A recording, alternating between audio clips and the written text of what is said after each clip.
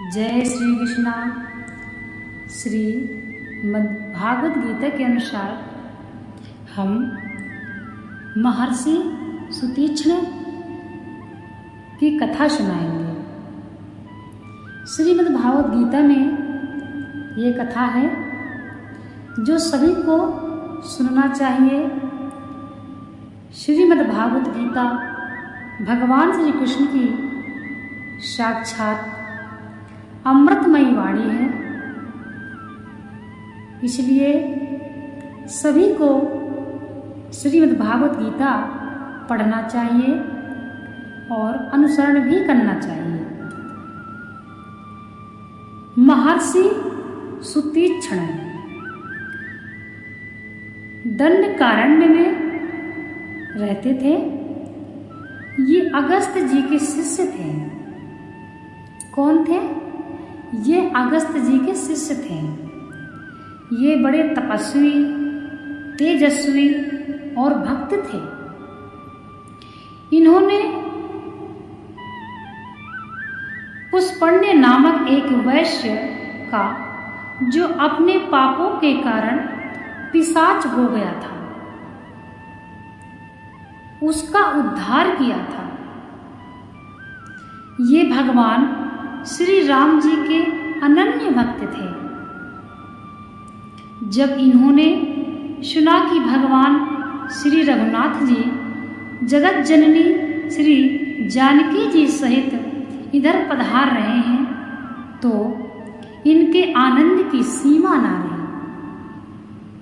ये भांति भांति के मनोरथ करते हुए सामने चले। प्रेम में बेसुध हो गए।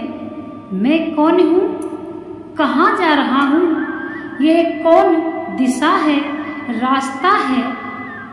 नहीं, सब कुछ भूल गए।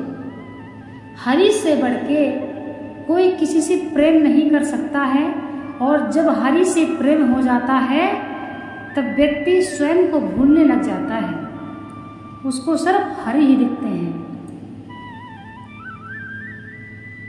कभी पीछे घूमकर फिर कभी आगे चलने लगते, कभी प्रभु के गुण गाकर नाचने लगते। भगवान श्री रघुनाथ जी पेड़ की आड़ में छिपकर भक्त की प्रमोन्माद दशा को देख रहे थे। मुनि का अत्यंत प्रेम देखकर भवभयहारी भगवान मुनि के हृदय में प्रकट हो गए। हृदय में भगवान के दर्शन पाकर सुतीक्ष्ण जी रास्ते के बीच में ही अचल होकर बैठ गए। हर्ष के मारे उनका शरीर पुलकित हो गया। तब श्री रघुनाथ जी उनके पास आकर उनकी प्रेम दशा देखकर बहुत ही प्रसन्न हुए। श्री रघुनाथ जी ने मुनि को बहुत प्रकार से जगाया, परंतु मुनि नहीं जागे। उन्हें प्रभु के ध्यान का सुख प्राप्त हो रहा था। सबसे बड़ा सुख कब प्राप्त होता है इंसान को? जब कोई व्यक्ति राम का नाम लेता है, सभी परेशानियों को त्याग कर, वह सुख है। जब श्री राम जी ने अपना वह रूप हृदय से हटा लिया, तब व्याकुल होकर उठे। भगवान श्री कृष्ण ने सुतीक्ष्ण मुनि के हृदय से अपनी छवि हटा लिया, तब वो व्याकुल हो गए। आंखें खोलते ही उन्होंने अपने सामने श्री सीता जी और श्री राम जी को देखा। तपस्या का फल प्राप्त हो गया। वे धन्य हो गए।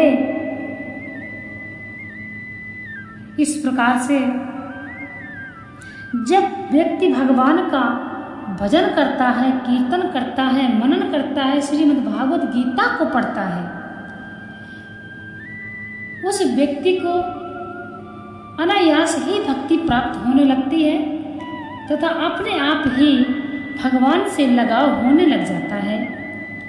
जो व्यक्ति श्रीमद् भागवत गीता को पढ़ता है, सुनता है, दूसरों को सुनाता है, वह व्यक्ति पाप और पुण्य को भी समझने लग जाता है। उस व्यक्ति के अंदर दया जाग जाती है। जैसे मान लीजिए कोई व्यक्ति है जो पशुओं को मारकर खाता है और पूजा भी करता है, लेकिन वो मांसाहार नहीं छोड़ रहा है, ठीक है, लेकिन अगर वो पूजा करता है और नॉन वेज भी खाता है और वो गीता भी पढ़ता है, तो जब वो गीता पढ़ने लगेगा और गीता को अपने हृदय में उतारने लगेगा, तब उसके मन में भगवान की भक्ति जग जाएगी और यह जो गलत कार्य हैं वो अपने आप ही अपना स्थान छोड़ देंगे, अपना स्थान बदल लेंगे। इसलिए अपने मन में भक्ति का भाव सदैव ही रखना चाहिए। सबसे बड़ा पुण्य क्या है और सबसे बड़ा पाप क्या है? वाल्मीकि जी ने भगवान श्री राम जी को यह बताया। हे रघुनाथ, सबसे बड़ा पुण्य है किसी को सुख पहुंचाना और सबसे बड़ा पाप है किसी को दुख पहुंचाना।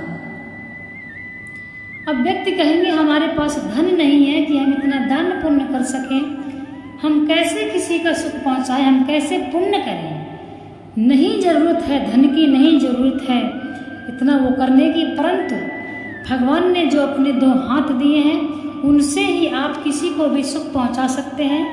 मान लीजिए कोई पक्षी है रास्ते में गिरा पड़ा है, तो वहाँ पे आपको पैसे की आवश्यकता नहीं है, वहाँ पे आपको हृदय में अपने दया की आवश्यकता है और अपने हाथों से उस पक्षी को उठाएं, उसको जल पिलाएं, उसका बंदोबस्त करें, उसका जो नियम है कि उसको किस प्रकार से ठीक करना है उसका सभी उपाय करें, उसको ठीक करने का, उसको सुख पहुंचाने का, उसका दुख बटाने का सारा उपाय करें। यही सबसे बड़ा पुण्य है।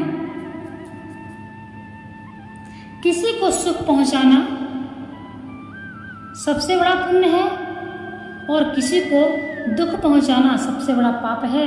यदि कोई किसी पक्षी को मार के खाता है तो उस पक्षी को आपने मारा, उसको दुख पहुंचाया, ये सबसे बड़ा पाप है। मान लीजिए कोई पशु को आप मार के खाते हैं और उसका बच्चा भी है, आप उसकी माँ को मार के खाते हैं, वह बच्चा कितना तड़पता है अपनी माँ के लिए, क्योंकि वह मांस नहीं है, वो किसी की माँ है और उसके भी अंदर जीवात्मा है, आत्मा है, वो भी दर्द समझता है, सर्दी गर्मी समझता है, बोलता है, भावनाएं समझता है, खाता है, पीता है, देखता है, सुनता है। उसको काटो तो उसके भी शरीर से रक्त निकलता है और अपने शरीर को काटो तो हमारे भी शरीर से रक्त ही निकलता है। इसीलिए सबसे बड़ा पुण्य करें, किसी को दुख ना पहुंचाएं, खासकर किसी पशु पक्षी को मारकर खाना त्याग दीजिए। यही हमको भगवत गीता सिखाती है। तो भगवत गीता पढ़ने का मतलब ये नहीं कि आप कहते हैं हम भगवत गीता 2 घंटे पढ़ते हैं, 4 घंटे पढ़ते हैं। यदि आप गीता का अनुसरण नहीं कर रहे हैं तो व्यर्थ है आपकी श्रीमद् भागवत गीता का अध्ययन करना।